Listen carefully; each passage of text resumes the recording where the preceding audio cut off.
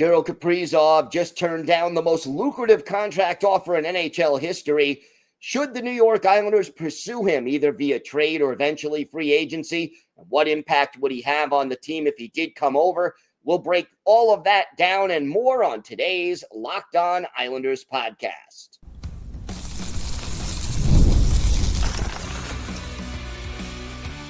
Your Locked On Islanders, your daily podcast on the New York Islanders.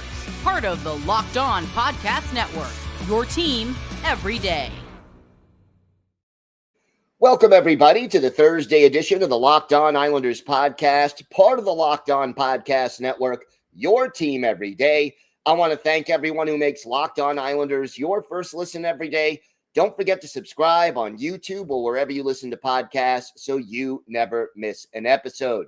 Today's episode is brought to you by FanDuel. Download the FanDuel app now by visiting FanDuel.com and win $300 in bonus bets if your first $5 bet wins. I'm Gil Martin. I've been covering the New York Islanders for almost 2 decades, and I wrote the book Ice Wars on the history of the Islanders' rivalry with the Rangers from 1972 to the modern era. So glad you could join us today to talk a little Islanders hockey, and we've got a lot to discuss. On today's show, Kirill Kaprizov turning down the most lucrative contract offer in NHL history to date. Could the New York Islanders be interested in acquiring him via a trade or in free agency next year? We'll talk about that and what impact he would have on the Islanders if he joined them. Plus, we'll talk a little bit about the Islanders' situation at center because they do have a glut of players there. And on defense, where they also have more players than available spots. Unlike recent years, we've got more competition for positions this year on the New York Islanders roster. And we're going to get to all of that, plus our Islanders birthday of the day coming up on today's show. Let's start with the Kaprizov situation because, wow, this is, well, a little surprising. Kaprizov is one of the best players flat out in the NHL. He is 28 years old, the native of Russia, 5'10", 202, has played for the Minnesota Wild for the last 5 seasons and is now entering the final year of his current contract. He is a 3-time 40-goal scorer, and last year was on pace for 50. He had 25 goals and 56 points in 41 games before, an injury kind of ruined a large part of his season. But here's a guy who has never been a minus player, a guy who has scored double-digit power play goals in 3 straight seasons, a guy who is just flat out one of the best offensive players in the league, won the Calder Trophy in 2021, and just knows from the left wing how to put the puck in the net. He is extremely valuable to any NHL team out there. The question is, how valuable is Kaprizov? Well, according to numerous published reports, the Minnesota Wild, his current employer, offered him an 8-year, $128 million contract. That would be the biggest in total money in NHL history and in AAV, annual average value. So the AAV would be $16 million. And it's 8 years, $128 million. Kaprizov turned it down. And we'll see, what the objection is. Because you hear different things. Is it the $16 million that bother Kaprizov? That he wants more money than that? Could he get more money than that? That's a good question. Or is it the 8 years that bother Kaprizov? where he is saying, hey, the cap is going up every year, and I don't want to tie myself down even at $16 million a year, because if I get to year 5 or 6 of this contract, I'll be underpaid. And I'll also, if he's 28 now, he'll be 36 or 37 when the new contract expires. This would be it. It would be his last major deal. And anything he does after that would be less term, less money.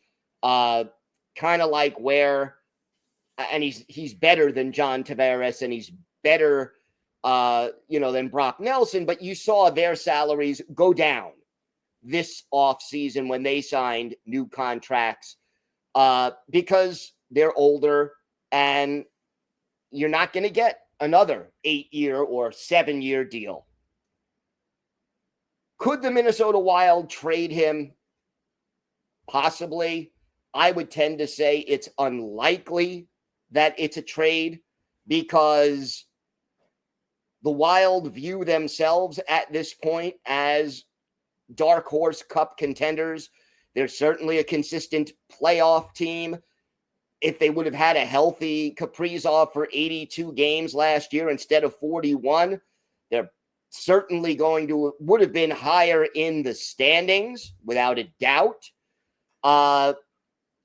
But if they're not going to sign him, they may continue to negotiate between now and the trade deadline. And then if they know they can't sign him and they're not happy with where they are in the standings, they could try to move him at the deadline. Otherwise, they run the risk of losing him for nothing. Now, I don't think the Wild are looking to trade him now, unless they realize that there is no chance of reaching an agreement with him and his agent, and they turn around and say,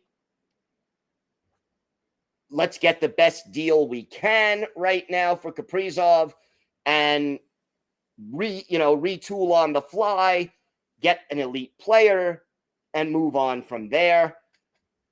Again, is it likely? No. Is it remotely possible? Yes. If he hits the free agent market this offseason, there is little doubt in my mind the Islanders should try to sign him.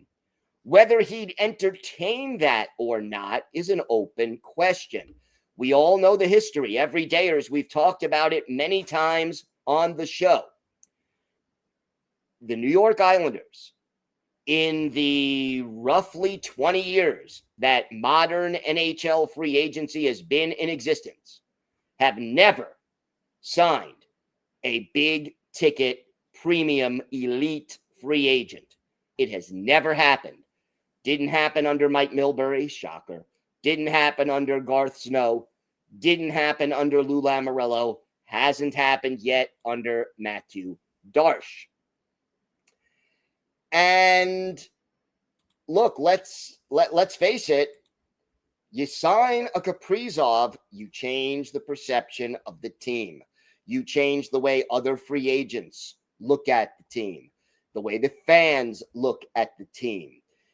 Maybe you energize the roster, the fan base. It changes a lot. Could the Islanders fit him under the cap? Absolutely, especially since the cap is going up, since they are most likely going to move on from J.G. Pageau by the trade deadline. That frees up $5 million more in cap space. They have the possibility of moving on from Anders Lee, or at least if Lee returns, him having a lower cap hit than his current $7 million per year. And they can always make moves. Look, if you're going to sign that big free agent, you're happy to move on from a few players if you need to free up cap space. Buy them out, trade them, waive them, whatever it takes. And the Islanders have a lot of fellow Russians on the roster that, between Siplikov, Shabanov, Romanov, Sorokin, Varlamov, if he is still healthy, that could be a factor that attracts Kaprizov, as could the fact that, again, there is a large Russian expat community in the New York metropolitan area. You less than a half hour from the Islanders' home rink, less than an hour from their practice facility, you've got a large amount of Russians. So he could get familiar food, entertainment, camaraderie, all of that would be available here. I would say it's less likely to be available if he signed in Utah, for example. Just nothing against Utah, just less Russians most likely living there. But it is still a long shot, and there's a long way to go. If Mathew Barzal would pull off a move like this, boy, that changes the perception of the Islanders and of Mathew Barzal in a big, big way. Again, I am not saying anything is imminent. I think the Wild will do everything they can to work out a deal. But if he becomes available, whether it's via trade or via free agency, if I'm Mathew Barzal, I am looking to sign or acquire Kaprizov, because could you imagine Kaprizov and Barzal as line mates? Barzy, we've always said, needs that goal scorer to really maximize his talent. Kaprizov is that elite goal scorer. 40 goals 3 years in a row, on pace for 50 last season. Under no circumstances can you dismiss him. And I'd give him a 4 or 5 or 3-year deal at 15, 16, $17 million a year if necessary. If he prefers the shorter deal, it would be a game changer. Again, likely, no. Imminent, definitely not. But you never, ever know what could happen. And like I said, if he becomes available, the Islanders should be active in trying to get him. All right, we've got a lot more to get to on today's show. We'll talk about the glut at center, how that's going to play out, how it'll impact the Islanders. We'll have that and a whole lot more coming up on today's Locked On Islanders podcast.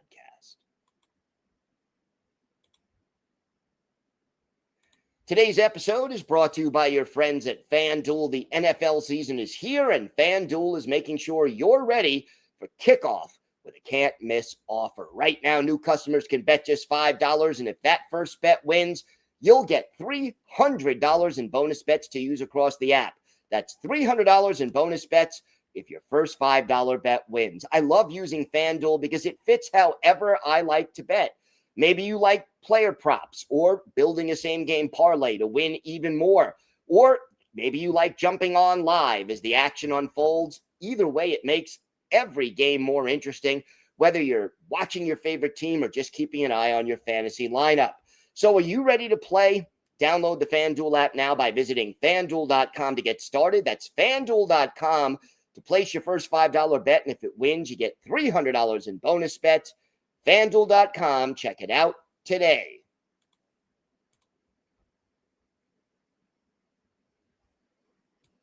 So you look up and down the roster right now, and the Islanders have a glut at the center position. We know that Mathew Barzal and Patrick Roy have said Mathew Barzal moving back to center. He's one center. Bo Horvat, J.G. Pageau, Casey Cizikas, Kyle McLean, Cal Ritchie. That's 6. Jonathan Drouin can play center. But realistically, that's 6 guys for 4 spots. Now,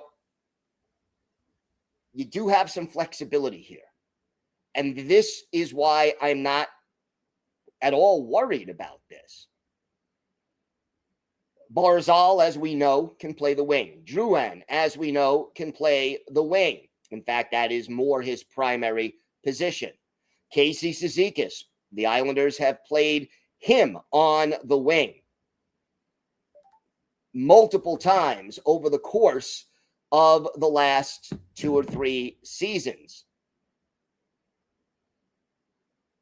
There are options. Cal Ritchie may not start the season in the Islanders lineup, may end up opening the year at Bridgeport, may end up moving to the wing as well if need be, although I think, moving one of the others, even J.G. Pageau has on occasion played the wing.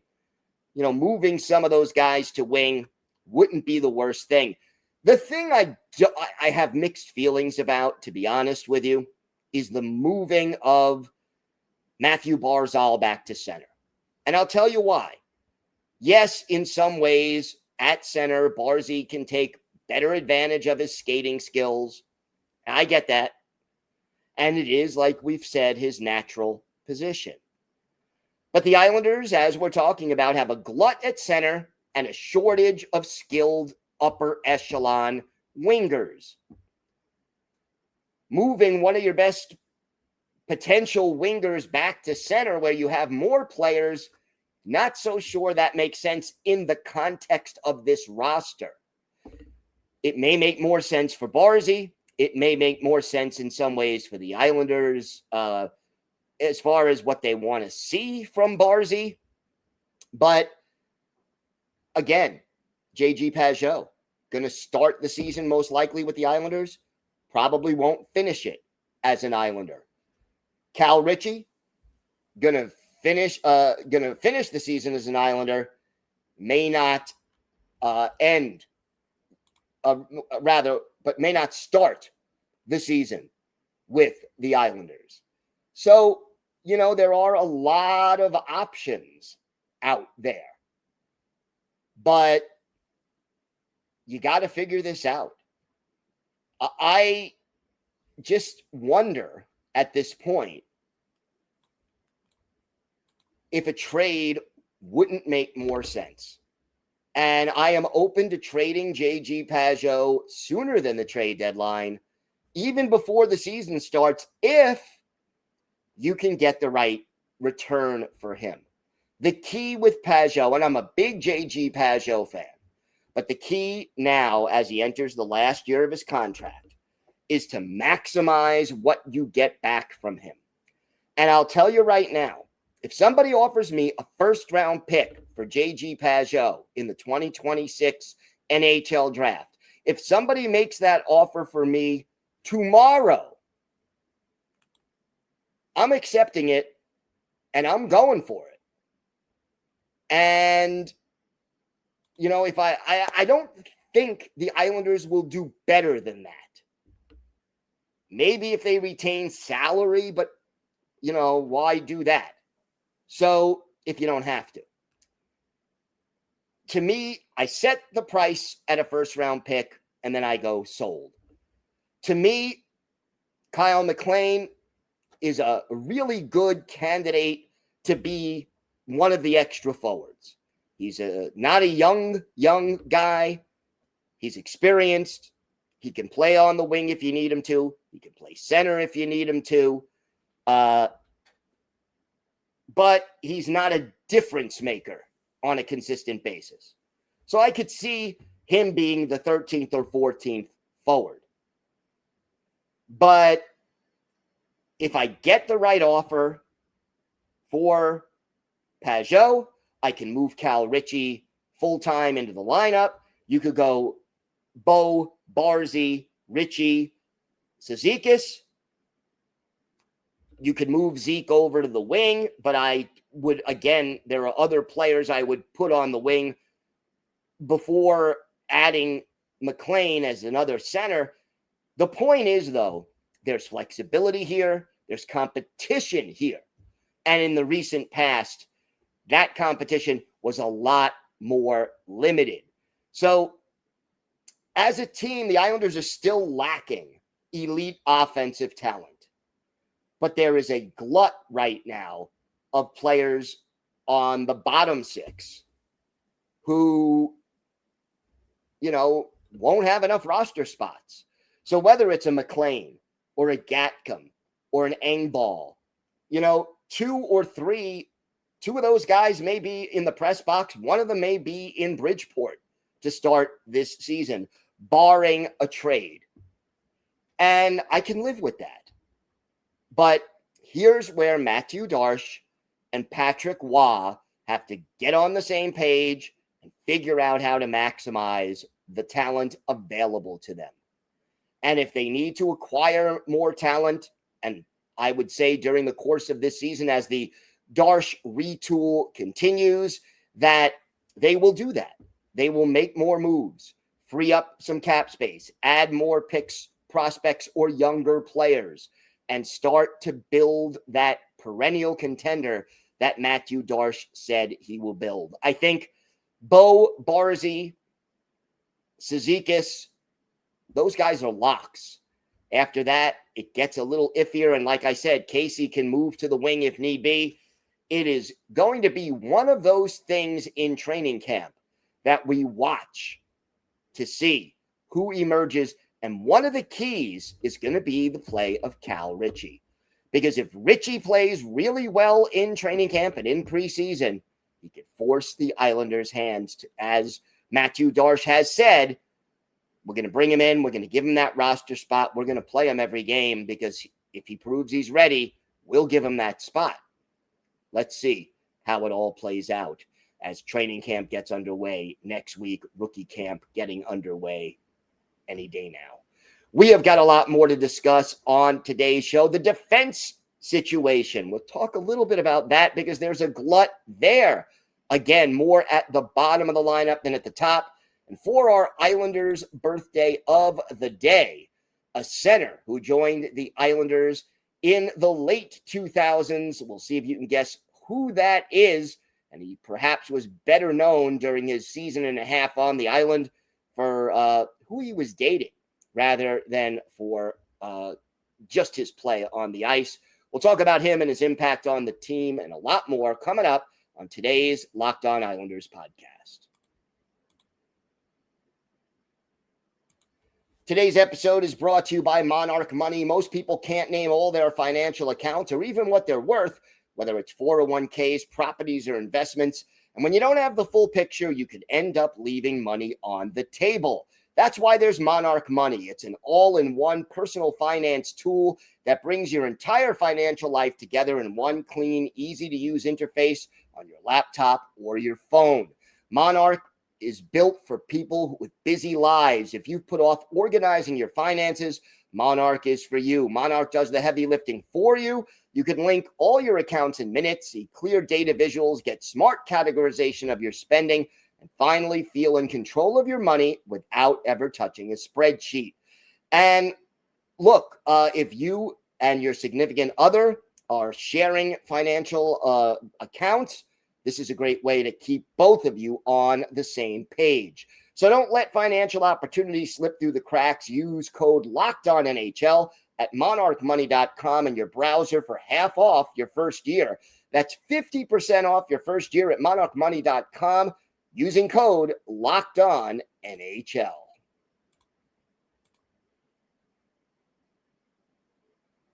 So the Islanders' blue line, crowded.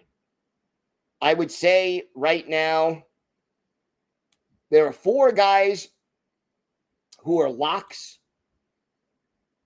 One guy who we know will start the season with the team. And then it gets interesting. Alexander Romanov, Ryan Polak, Adam Pelech, Tony DeAngelo. Those guys are going to be on the opening night roster if they're healthy. They're going to be regular players in this lineup. Isaiah George, kind of on the outside looking in, most likely. Not a candidate to be the seventh defenseman because, well, you don't want to have him sitting in the press box. He doesn't develop that way. Matthew Schaefer, going to probably get those first 9 games and then either spend the rest of the season with the big club or head back to Erie of the OHL and play the rest of the year in juniors. We'll see how that plays out. I get the feeling Schaefer stays this year on the big club, and if he does, he's probably third or second pair minutes. We'll see. Depends on how he does. Probably starts the season on the second power play, and if he proves he's good enough, moves up to the first power play. So you got 4 definites, 1 probable in Schaefer. And then you've got Isaiah George. You've got Boqvist and Mayfield. One of them is most likely going to be on the third pair. The other one most likely going to be the 7th defenseman. Now remember, first of all, injuries more than likely to hit the Islanders' blue line. They do every season, whether it's for, 5 games, 50 games, we don't know. But one way or the other, the injuries almost always come through. I guess the wild card in this situation is Ethan Bear, but I think he's more of a first guy called up starting the season at Bridgeport. If he has an outstanding camp, maybe that changes, but to me, that's his role, veteran at Bridgeport. If it's between Boqvist and Mayfield, I think we could very well see both of them playing on different nights, depending on A, who's healthy, and B, who the opponent is. I think Mayfield would make more sense as in the fact that he's a right defenseman. And I think he would do a better job of protecting Schaefer if he were to be teamed with Schaefer to start the season. He has the size, the experience. But Boqvist is the more mobile defenseman who fits the kind of style Patrick Waugh prefers to play. Mayfield, if you recall, was very often a scratch late in the season, in part because he doesn't play the fast, mobile game that Waugh prefers. These are training camp battles that we are going to have to keep an eye on. It is refreshing at least to have these kind of battles, and I'm looking forward to seeing how it all starts to play out once camp opens up. Time now for our Islanders birthday of the day.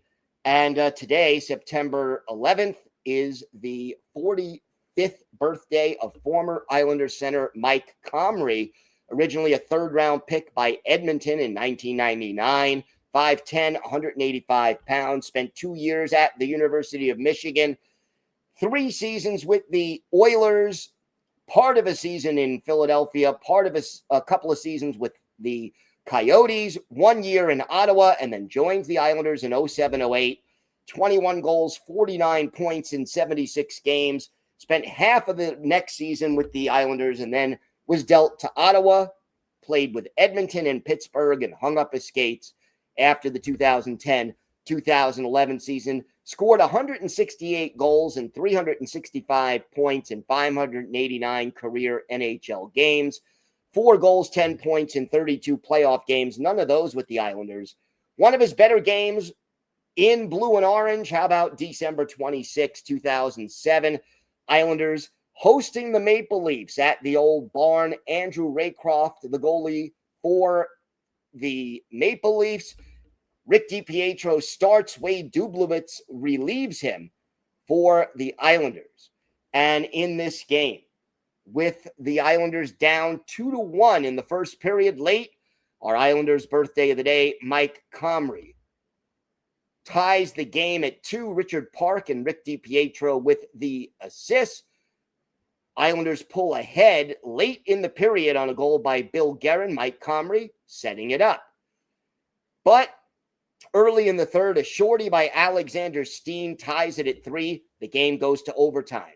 And with 10 seconds left in OT, our Islanders birthday of the day, Mike Comrie, pots his second of the game, 11th of the year. Richard Park, the only assist. Islanders beat the Maple Leafs 4-3. For Mike Comrie, 2 goals, 3 points. He's a +2. He had the game winner, and he led the Islanders with 6 shots on goal. Nobody else had more than 4. Mike Comrie, a useful top 6 center for the Islanders for a season and a half. He is our Islanders' birthday of the day. Thank you for making Locked On Islanders your first listen today. For your second listen, check out the Locked On NHL podcast. There is no off season. We're bringing you the daily league-wide stories that matter most with the local coverage you love from Locked On. Find Locked On NHL on YouTube or wherever you listen to podcasts. It's part of the Locked On Podcast Network, your team every day. If you have a question, a comment, maybe a topic you'd like us to discuss on a future episode, send us an email to lockedonislanders@gmail.com. And if you leave your first name and where you're from, we're happy to mention you on the show when we discuss whatever's on your mind. You can follow the show on X at Locked On Isles. You could follow me, Gil Martin, on X at Ice Wars, NYR, VSNYI. We'll keep you up to date on all things Islanders all year long. And it's always great to talk a little Islanders hockey with you anytime. Everydayers, we are back tomorrow. We'll hopefully get to some more mailbag questions and have the latest Islanders news, notes, and happenings. Until then, have a great day, everybody. Stay safe. And of course, let's go Islanders.